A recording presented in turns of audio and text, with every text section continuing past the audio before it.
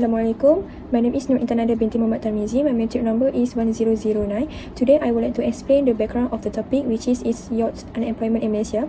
First, youth unemployment refers to the situation where young people, usually aged 15 to 24, are looking for jobs but are unable to find work. This issue has become more serious in Malaysia, especially in recent years. One of the main reasons is change in the job market. Many traditional jobs are disappearing while new jobs require digital and technical skill. However, not all young people are prepared for this shift. So even if they have a certificate or a degree, they may still struggle to get a job. Another factor is the skill mismatch. This means the skill that students learn in school or university do not match what employer needs. For example, many companies today want workers who know data analysis, digital marketing, or advanced software. But most graduates have limited experience in these areas, so they need extra training before entering the workforce. Now, let's look at the graph. This graph shows the youth unemployment rate in Malaysia from 2015 to 2023. We can see that the rate increased a lot during the COVID-19 pandemic, reaching more than 14% in 2021. This happened because many businesses closed and hiring was reduced. Although the rate has slowly improved after 2021, it is still higher than before the pandemic. This shows the youth unemployment remains a serious issue and more support and job preparation programs are needed. In conclusion, youth unemployment happens not because youth are not educated, but because the job market is changing faster than the skill they have. So improving training, gaining and real experience, and developing digital skills are very important today. Next, I will explain the causes of youth unemployment in Malaysia. Youth unemployment in Malaysia mainly happens because the job market is changing very fast and many young graduates do not have the exact skill that employers are looking for. Besides that, most fresh graduates also lack real working experience, so it becomes difficult for them to compete with others who already have skill or internship. For example, many graduates from business or social science try to apply for job, but employers now prefer candidates who have strong digital skills such as data analysis, content creation, of software skill. However, these skills are not always taught deeply in a university. Because of that, graduates need to take extra course, training or internship to meet industry expectation.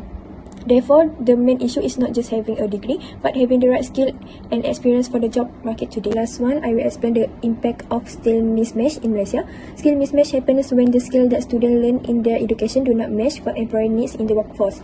This situation affects many Malaysian graduates today. For example, students who graduate in business or social science may not have strong digital skill like data analysis or social media marketing, which are highly demanded by companies. As a result, even though they have a degree, they find it difficult to secure jobs in their own field. Some of them end up taking jobs that are unrelated or lower paid just to earn income. This shows that having a degree alone is not enough anymore. We need to have a practical and job-ready skill to meet industry expectations. That's all for me. Thank you. About 439,000 youth that are unemployed. That's close to 500,000 youth. Yeah, so if you put that into context, if you fit them in the Bukit Jalil National Stadium, it probably 4 to 5 times the capacity. Wow. Yeah, and I think making this even worse is that if you consider the total unemployment rates and you compare it with youth unemployment rates, this 439k actually takes up approximately 77% of all unemployed Malaysians.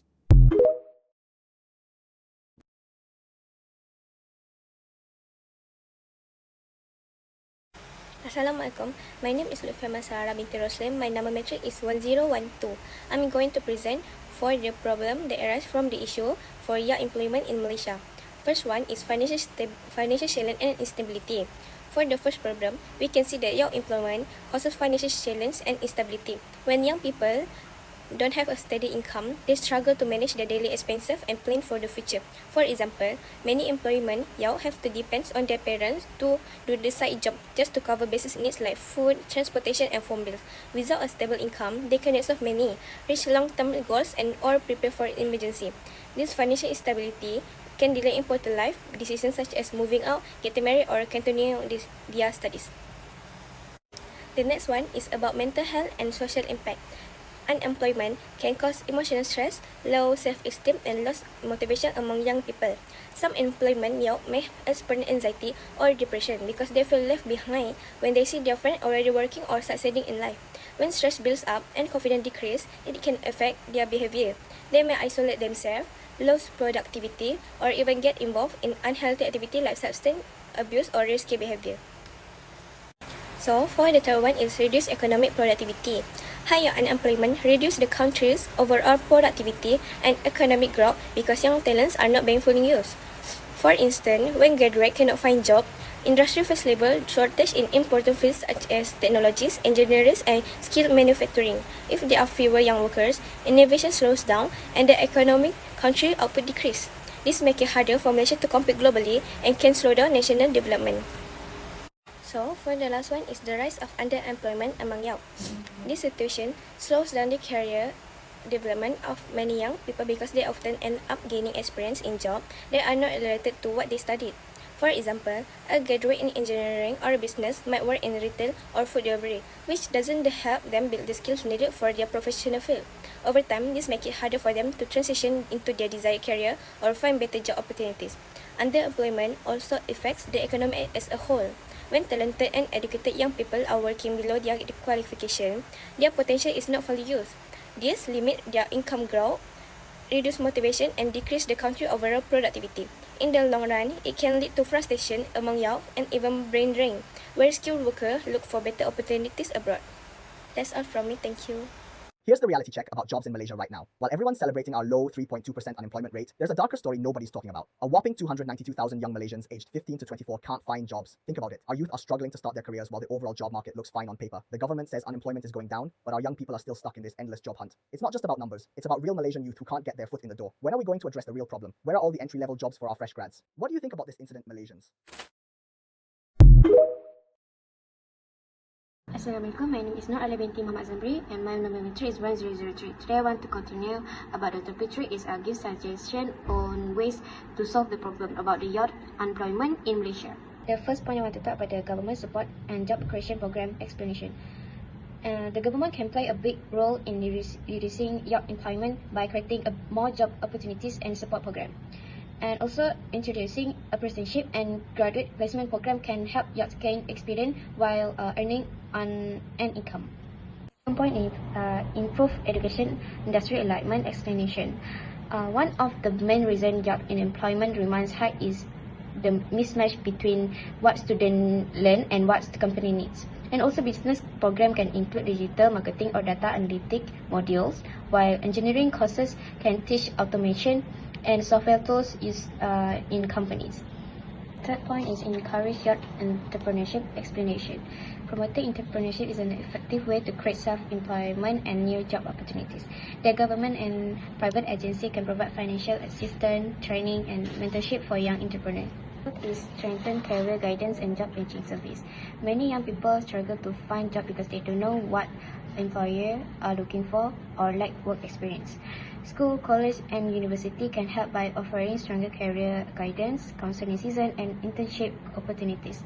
This gives students early exposure to the working environment and helps them to build a practical skill before graduating. Number one, we need to immediately help those who do not have the heart to study for 6 years. And there are a lot of Malaysians, the stats do not lie. What do we do to capture them and to ensure that they get a dignified wage? I think the Malaysian education system should not just fetishize over a degree for 6 years, but we need to start subsidizing micro-credentials a lot more. For example, if you want to be a social media influencer, a lot of them will just learn online without proper certification. You need to learn how to do video editing, you need to know the algorithms, you need to know the ads, you also need to know how to commercialize. There are short 3 to 6 month courses which are properly certified by universities in and outside Malaysia. Government should fully subsidize that if you come from a B60 family. Because then when you're done, you have a certification, this is something you're passionate about, you also upskill yourself, you can immediately access the job without having a 100,000 ringgit debt behind your back and waiting for 6 years. And even if you fail that 6 months, you can still recover instead of 6 years and then joining a job nothing to do. Second part, I think government must start allowing for specialization in TVET earlier, technical and vocational education. Allow for 15-year-olds after their PT3 years. If you already think science is not my path, this is not my path, I want to do technical and vocational education. I like doing short courses, I like doing hands-on subjects, I want to immediately work because I need to help my family after. Allow for that specialization when a person enters Form 4. And in that 2 years time, immediately give the person the diploma. Why wait? Every other part of the world is upskilling, reskilling, cutting the fat, moving in the job sector earlier with proper experience and skills. Studies have shown again, with that diploma in TVET, in that 2 years time, then once you are done, you start with a dignified salary. About 2,000 and above, and in 3 years time, you can immediately hit 3,004 to 4,000 ringgit. But you don't have that debt, you don't have that 6 years of waiting, you already have a proper diploma with you and on something you should believe in earlier. And I think this is quite similar to the German model.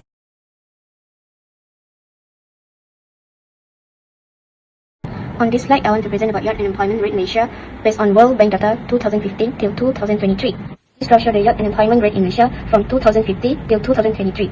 In 2050, the rate was 10.7% and it continued to rise over the year.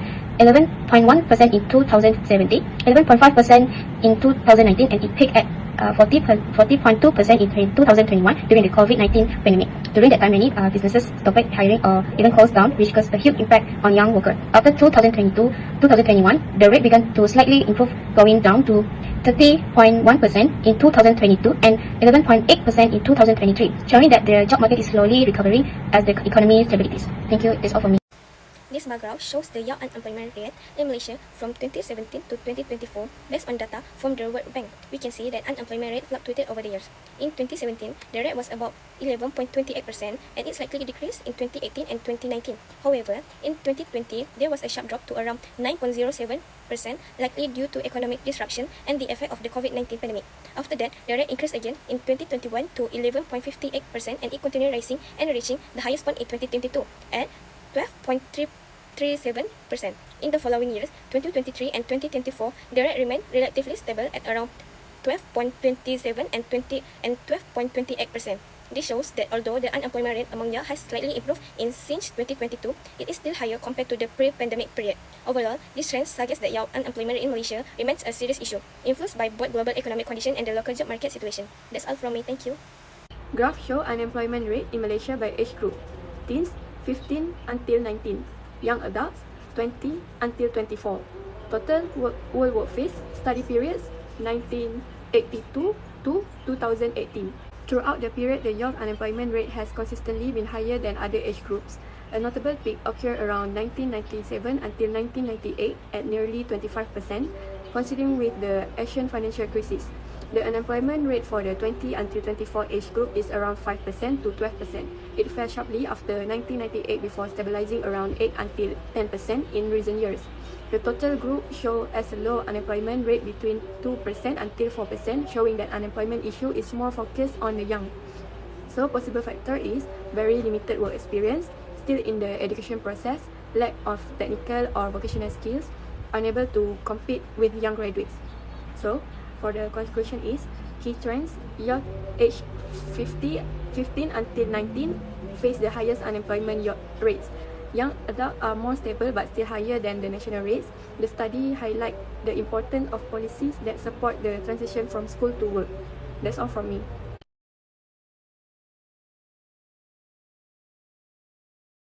Assalamualaikum warahmatullahi wabarakatuh. My name is Zulaika Patricia binti Zainuddin. My metric number is 1025. I want to present about personal issue, youth unemployment in Malaysia.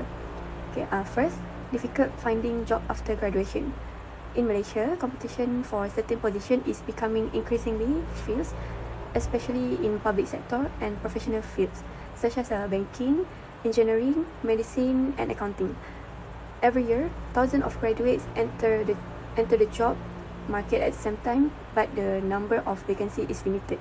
As a result, many candidates have to compete fiercely even if they have a good academic qualification. In addition, employers often prioritize candidates with practical experience, additional skills, or industrial training.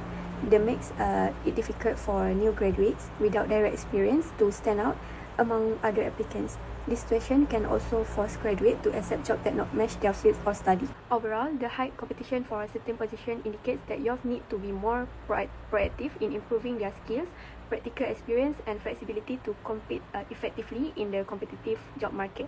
Next, high competition for a certain position. Every year, thousands of graduates enter the job market at the same time, but the number of positions offered does not keep up with this increase.